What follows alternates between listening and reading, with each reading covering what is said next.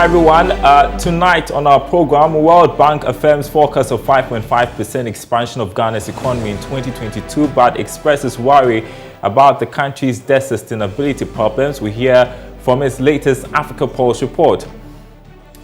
Also coming up, don't blame us. Russian government absolves itself of any blame for current challenges, bringing the global food value chain to its knees. We get reaction from players in the Greek sector.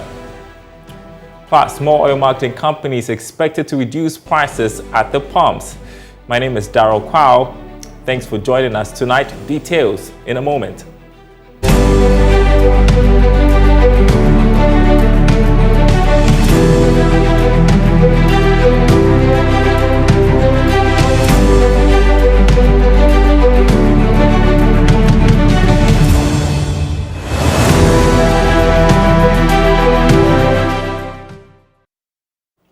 First up tonight, the World Bank has affirmed its forecast of 5.5% expansion of Ghana's economy in 2022, higher than sub-Saharan Africa average of 3.6%. That's according to its latest Africa Pulse report ahead of the International Monetary Fund World Bank spring meetings. However, it is worried about the country's debt sustainability problems, which it says could erode gains going forward. Charles Nixon has more in this report. The World Bank said higher commodity prices are projected to support both recovery in the extractive sectors and boost export and fiscal revenues. This will help ease some pandemic-induced fiscal pressures and external financing needs, but added that the moderate performance of economic growth reflects debt management problems that are still looming on the economy, with few prospects for improvement. The Bretton Woods institution also commented on the electronic transaction levy, whose implementation will take off from May 1st. It said though the tax is expected to increase the tax base by generating about $1.1 billion in revenue, these efforts are not enough to address the country's debt sustainability problems. Again, revenue from the mining sector remains weak, while pressing needs for government support continue to weigh on public finances. The World Bank concluded that Ghana's economy will slow down in 2024, lower than pre-pandemic levels of about 7%. Well, later in the program, we'll have a discussion on this particular story with economist Dr. Edu Susakodier. On the other hand, the Economist Intelligence Unit, in its latest report on Ghana, has projected strong economic recovery for the rest of the year. Meantime, there are more reactions to its projection that the city will end the year at 7 cedis 87 pesos to the dollar.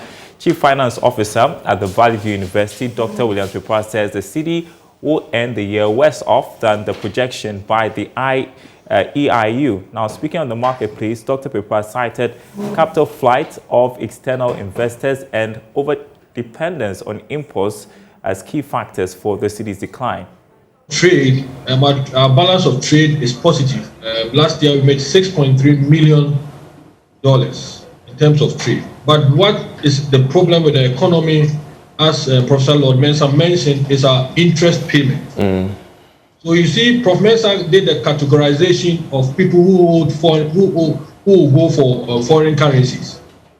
Between the businesses, the trade balance gives a positive impact.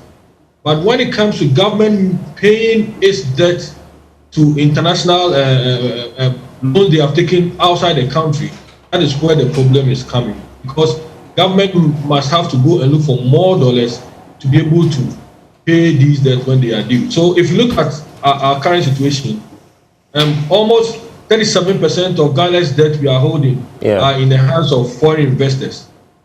And most of them are going to liquidate their bonds.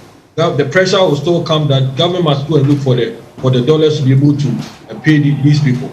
So that is probably their assertion of 8.87 is fair, but it may go up to 8 because if you look at the trend, we went up to 8.2 and then we came back. We are now going back. Central bank cannot be all the time be putting almost $500 million on the market. They need to be depleting our reserves. So the balance it's not very clear for us as a country, but I agree with them. An average of 7.8 and 7.87 Well, still on this matter, Associate Professor with the University of Ghana Business School, Lord Mensah, is calling for a review of the import regime and external bond expectations if the city is to end the year well against major currencies. Clearly, we have to reorient the economy to be less of import. We have countries that, there is a balance between what they import and what they export. And by so doing, these countries have stable, stable currency. And I can name several of them. But, the question is, what type of goods do you import? Are they goods that you can easily produce in your environment? Those are the questions we need to ask ourselves. If they are goods that you can easily produce in your environment, have you been putting down policies to work towards that? I think that is where we are not doing well. Because if you take, for instance, we know very well that car parts, we cannot produce them in this country. But what are we doing to minimize car parts importation in this country? Sure. Are we taking the bull by the horn by investing hugely on our roads so that we can get good roads to avoid regular importation of car parts that is coming as a result of bad roads that we have? So effectively, we need to reorient and then look at possibly our expenditure, even where it goes. If you look at the budget expenditure and the sectors that are the expenditure is going are able to build up into your foreign exchange controls, and that is when we can say that yes, we are putting up structures, or we are. Well, we'll take you back to our earlier story about the World Bank's forecast for Ghana's economy for 2022. The World Bank saying that the economy will expand, a forecast of 5.5% expansion for Ghana's economy, but expressing worry about our debt sustainability. Joining us is economist with the University of Ghana, Dr. Edu Owusu-Sarkodie, with some perspective on this matter. Great to have you tonight on Business Live. So a focus of 5.5% amid external factors, the war in Ukraine, which is rattling the global economy. Not bad, is it?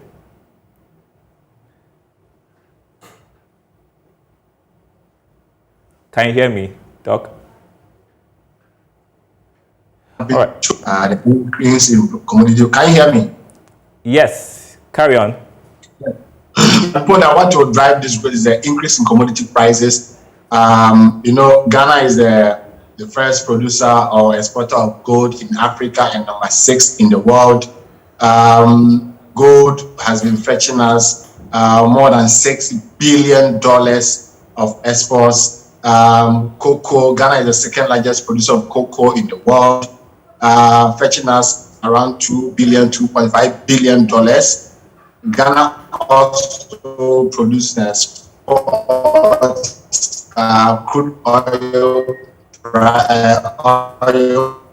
and the crude oil price has also increased. Recent budget was $62 per barrel. Today we are doing more than $100 per barrel. So everything seems to be hinged on the increase in commodity prices. And I want to see the drivers of growth to be from areas that can create jobs, because you can grow your GDP, and if little employment is created, then you haven't done much. So the areas that can create jobs, we know the agri sector, the industrial sector. That is why I want to see the agri and industrial sector taking a greater share of GDP. Then if the source of growth is from these two areas and also the data space, then we are highly confident that there will be better lives ahead. So I want to relate the source of growth to employment generation. For me, that is the most critical, that's the most important. And according to the World Bank, they also talked about the debt sustainability issues confronting the country. And we have talked about the borrowings by government during COVID and all that, but we also know by the data that before COVID, the public debt was also on the rise. The interest payment was around 33% of revenue. It was the second or the third highest in the world at that time. So the public debt has been a challenge as a country. we have been growing our public debt more than growing our domestic revenue. In other words, since we finished the HIPIC relief initiative in 2006, the growth rate of revenue has outpaced the growth rate of borrowing. And that is why we continue to incur budget deficit year in, year out, and government upon government will then have to borrow the difference between revenue and expenditure, which is budget deficit. And the more you borrow for your expenditures, the more public debt will increase. Let's look at the drivers of the public debt in recent times. We know the biggest driver of the public debt is the budget deficit, accounting for about 48%. And then the second driver of the public debt is depreciation of the cedi, the exchange rate, accounting for about 28%. And then we have the off-budget borrowings, things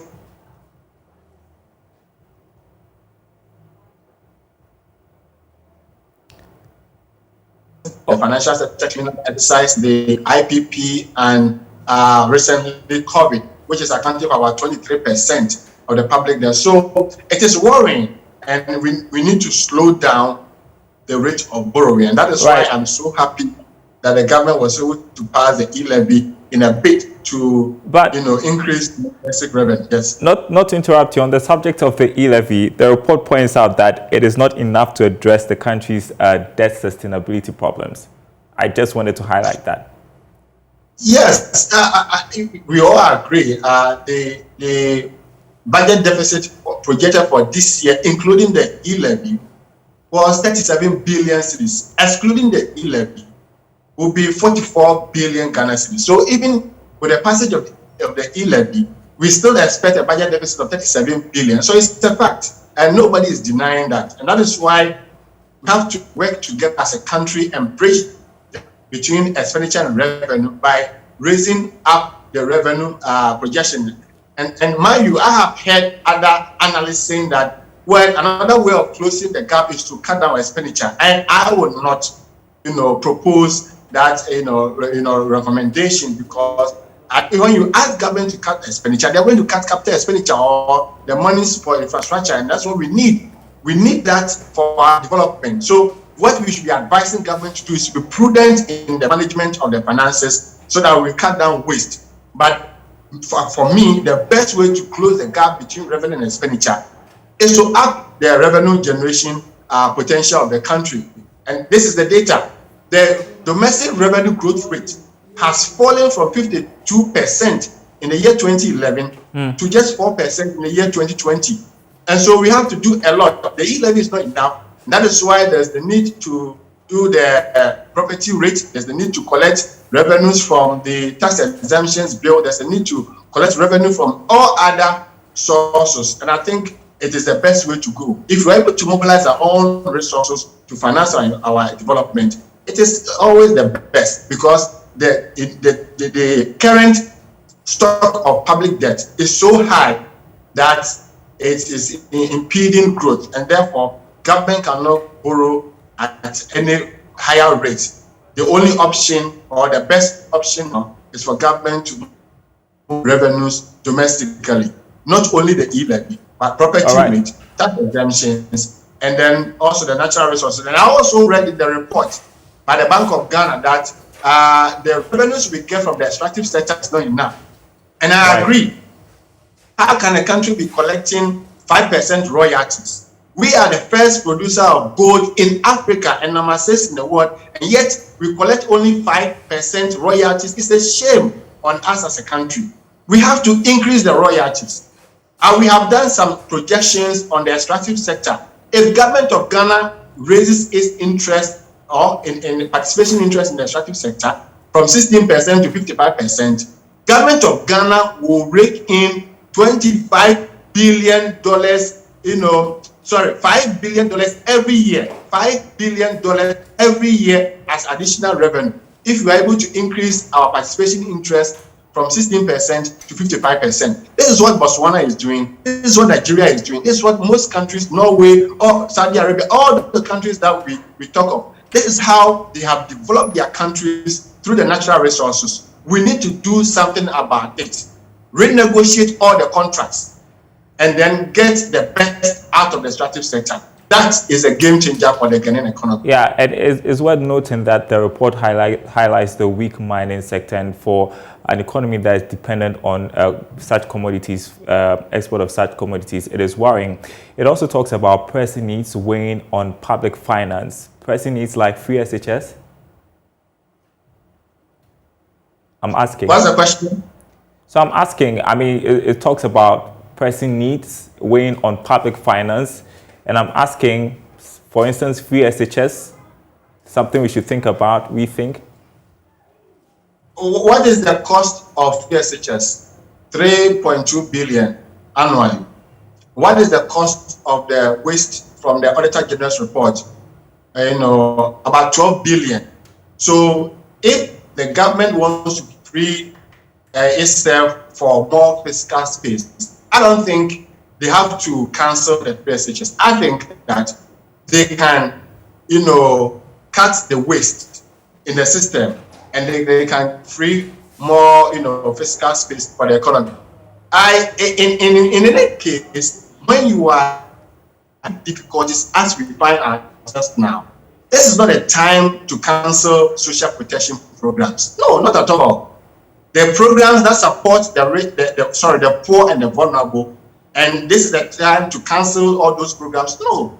So in any case, the free SHS should have even been the first program to more money, more support, to help pushing the poor and the vulnerable. The livelihood empowerment against poverty is another social intervention programs. The NAPCO, the teacher training allowance. These interventions are so critical at this particular moment. This is not a time to cancel those interventions. If the government wants to get more money, they should leave the free SHS, leave the NAPCO, leave the teacher trainings, and go and collect the waste that has been reported in the Auditor General's report. That is my view. Well, and it makes you wonder if they're even willing to go and do that, cut the wastage in the system. That will be a conversation for another day. Thanks very much indeed, Dr. Daryl Kwawu, economist with the University of Ghana Business School. We're grateful for your time tonight. But still to come, don't blame us. Russian government absolves itself of any blame for the current challenges. Bringing the global food value chain to its knees will get reaction from players in the agri sector. Plus, we'll talk about fuel. Don't go anywhere.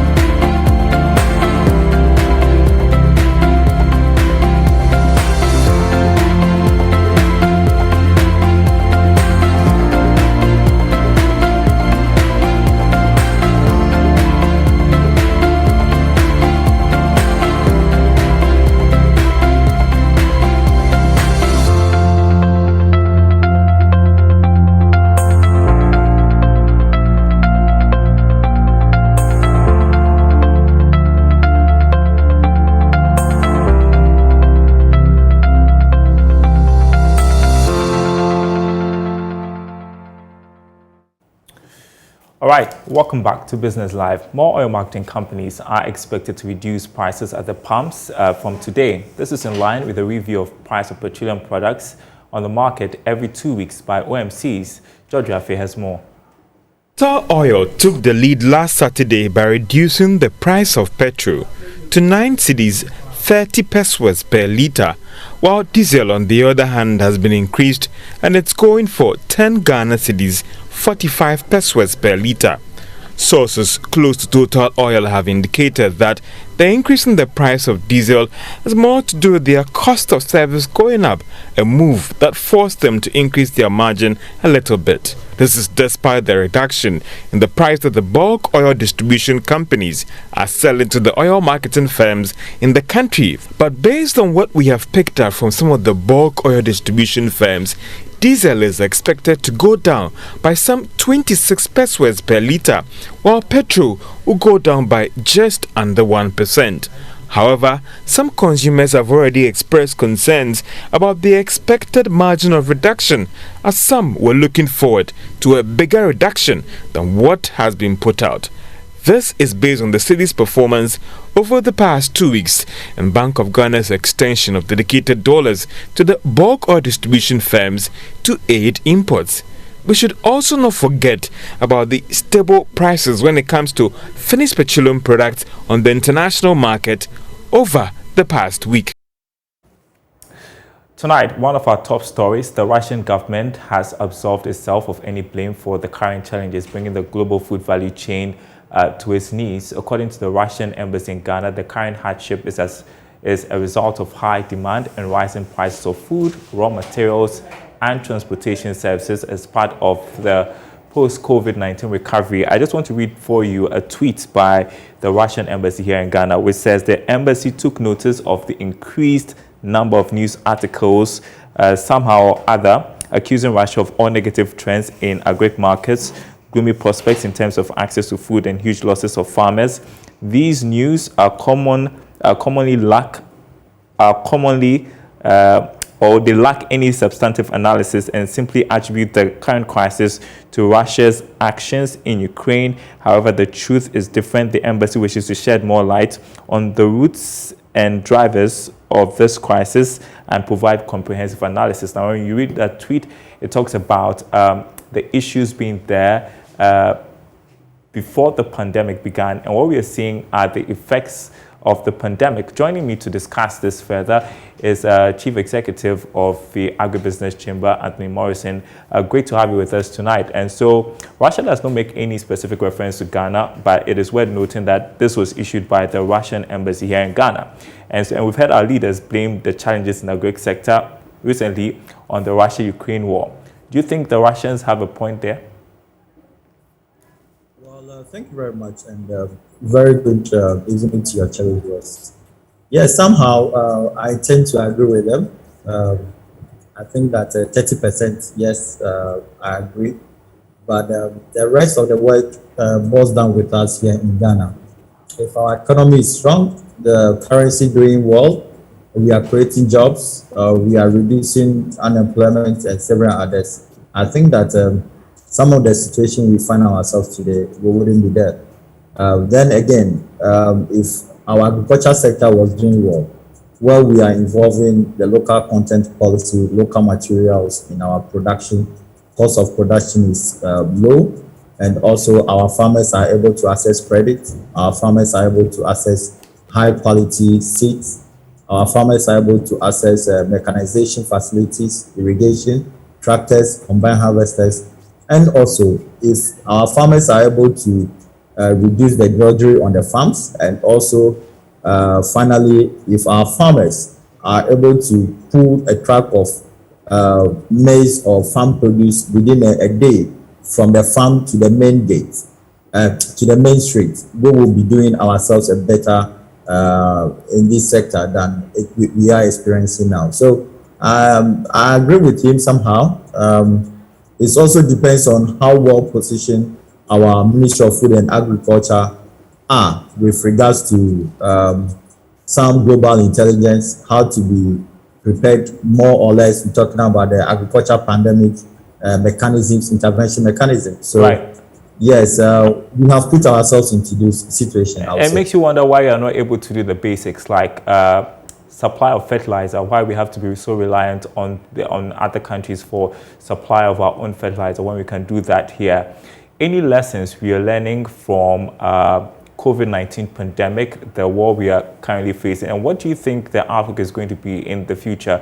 We just have 1 minute on this.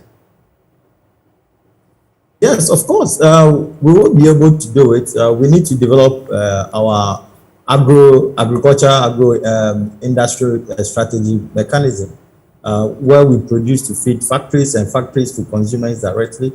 If that is done, that's fine. We need to make easy access to agriculture financing for most of our players, and also redesign what we now have, which is more production rather than to have market-oriented policies. And also government needs to take itself out of the agriculture trade.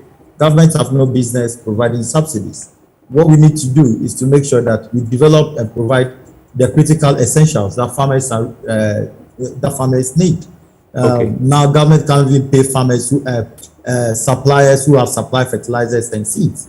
So government absolutely have no business even importing tractors. So we need to take government out of the system, concentrate on the key deliverables, which is the agriculture extension services and other critical areas that we need to develop in this country. This is a developing story. We will certainly come back to you for some more analysis in the coming days as we watch the agri sector. That's Business Live tonight. Thanks for watching, everyone. More news on our website, myjoyonline.com/business. We will be back same time tomorrow.